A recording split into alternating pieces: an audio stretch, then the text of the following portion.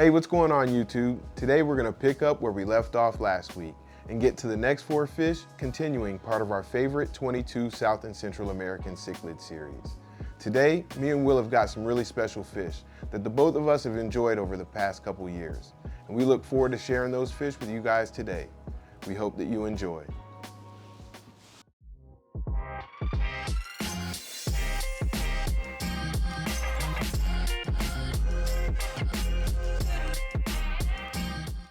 So today, I'm gonna get us started with one of my favorite all-time fish, the Parachromis motagensis, best known as the red Tiger Mota, or RTM. Much like the red terror, this is a fish that, given the right conditions, can absolutely explode with color. It is a Central American cichlid found in the waterways of Guatemala, El Salvador, and Honduras, and requires tank parameters similar to the Trimac.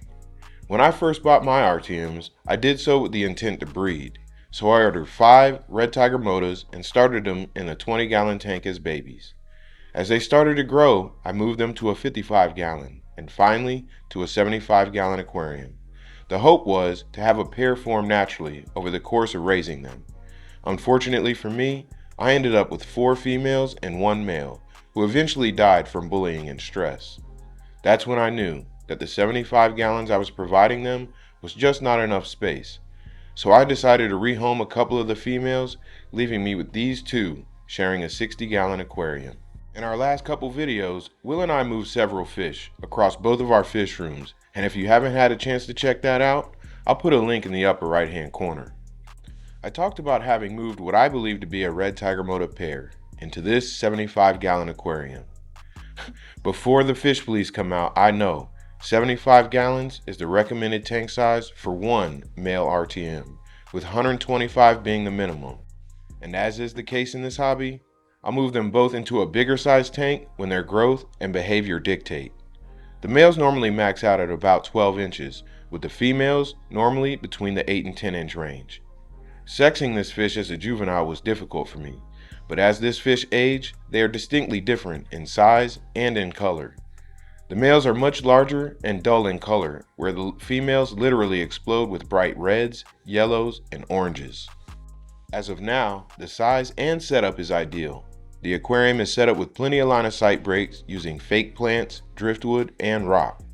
And because it's my intent to breed, both the driftwood and rock that I decided to use are flat or smooth in surface.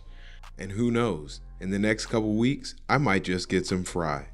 Now let's go check in with Will as he continues our top 22 with the Texas cichlid.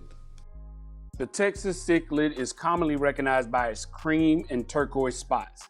Adult males tend to have a nuchal hump on their head and can grow in sizes over 13 inches.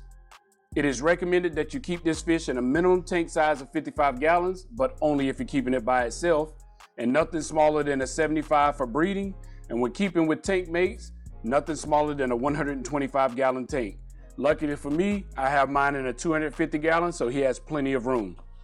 The typical water temps for this fish is anywhere between 68 and 82 degrees, which makes them adaptable to rapid changes in temperatures. A normal tank setup for this fish would include smooth rocks, bogwood, or even driftwood. And as far as the substrate goes, sand or gravel, but it's really up to your personal choice.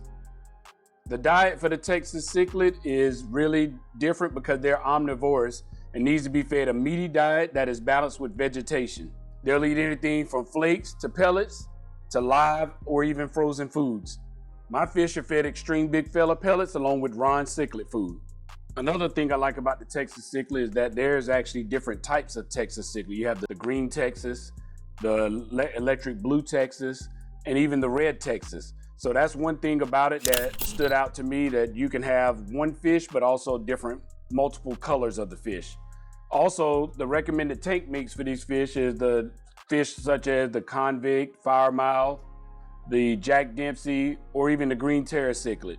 Mine, as you can see, are housed with the other Texas cichlids, the black belt, the Oscar, and of course, Jack Dempsey's. The one thing we did make sure that the other fish had, when we put the fish in the tank, we wanted to make sure they all had similar temperaments so that everyone would be able to hold their own with each other and no one would get bullied. So the Texas cichlid was one of the first additions when I decided to do a Central and South American tank.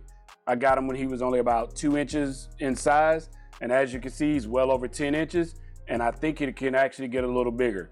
So I'm actually gonna keep a close eye on this one because it's turning out to be a favorite due to how large it's getting. The next fish I wanna talk about is the Rocio octofasciata, or commonly known as the Jack Dempsey cichlid, is native to the tropical regions of both Mexico and Honduras in different bodies of water along the Atlantic Ocean.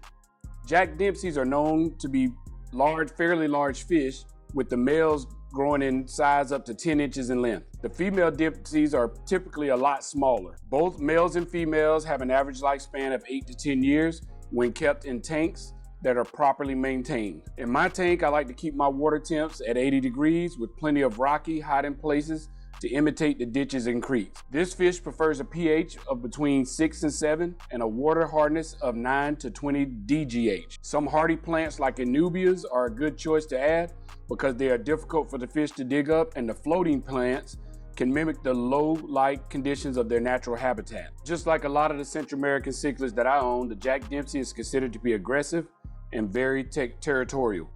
Some of the recommended tank mates are convict cichlid, firemouth, the blue acara, and even the jaguar cichlid, to name a few.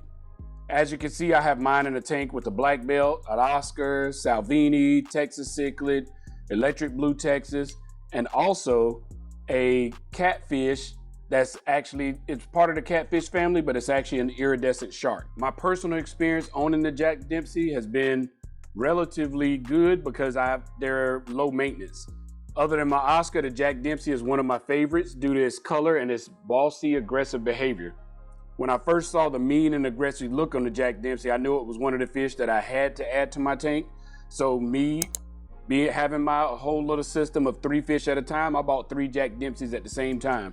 One was larger than the rest, the other 2, and I put them in the tank and wanted to test it out and see how they would turn out. So far, it's been a great experience, and the Jack Dempsey is the only fish in my tank that nobody else bothers. Another one of my favorite fish is the Trichromis salvini, or commonly known as Salvini, or yellow belly, or even tricolored cichlid, is found in the rivers of the Atlantic slope of southern Mexico, Belize, or Guatemala. It is the only species in the genus Trichromis. When you see a Salvini cichlid, you usually see them they're usually yellow with 2 lines of black flowers along the side and upper half of the backs of the fish. They have black bars that come across their face with red bellies that are found on both the males and females, but are more pronounced in the females, especially when ready to spawn or mate. The females are typically smaller than the males and have a patch in the center of their dorsal fin and a spot on the lower part of their gill cover. The one thing that always causes confusion with this fish is that when breeding, both the male and the female's colors are way more vibrant during that time. The Salvini is considered to be a very hardy fish that prefers temperatures between 72 and 81 degrees. The tank size for this fish needs to be no less than 40 gallons since they are not big fish and grow no more than 6 inches in size. Since they are very aggressive fish, they should only be kept with other fish with similar temperaments. The substrate should be sand or gravel with rocks or logs placed to make hiding places, but you must be careful to make sure you leave plenty of open swim space for them. The typical tank mates for the Salvini would be such fish as the convict, Jack Dempsey, green terror, or even the firemouth cichlid. The Salvini is actually one of my favorite due to how the vibrant color of the Salvini and also its aggressive nature. With it being the smallest fish in my tank, it actually holds its own ground. Nobody can really bother it or bully it, and as well as the Oscar's not able to eat it because this fish is just so aggressive and just holds its own ground. So that's been one of my favorite things about it. And every time they're within mating season, or what I like to call mating season, their colors are just off the Richter scale. Unfortunately, I haven't had my 2 have not mated or produced any offspring yet, but I'm sure that'll come down the line as I'm patient with it. Well guys, that gets us through 9 of our top 22 favorite South and Central American cichlids. Stay tuned for the next 2 videos where we get into the next 13. Please don't forget to hit that like and subscribe, and until next time, be safe.